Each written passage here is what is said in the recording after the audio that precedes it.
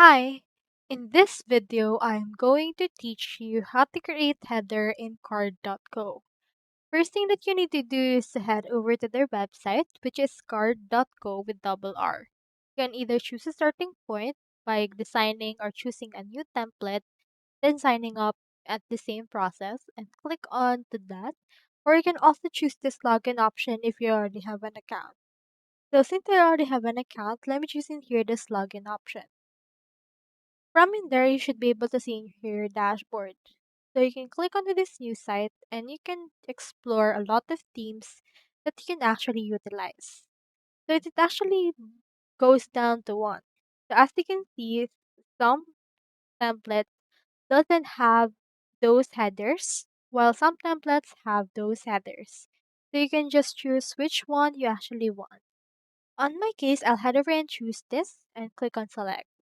Now, do take note that if a template doesn't have a header, you can just build them one.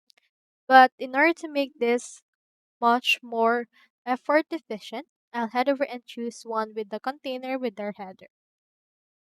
So as you can see, I have in here this container with this. Now, what I can do is I can add in here some buttons. Now, we already have in here this button, but this is just a contact button.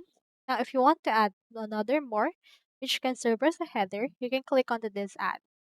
Let's add in here an about page, and you can choose the icon for your about page right there. So on my case, I'll head over and click or choose in here this check option. Now unexpand it and click another one in order to add a new navigation. Into this, I'll head over and then input right here this products. For example, if we have any products that you want to sell, it actually depends on you what you want to input right here. Now, onto these buttons, you just need to input a link that will support this. You can just input a URL that you would want, or you can also input a specific part of your section. Now, into this, you can just unexpand it and then make sure to click on done once you're done with this. So here we have a text, or you can also add logos if you would want as well. So that's all there is today, and I hope this video helped you out.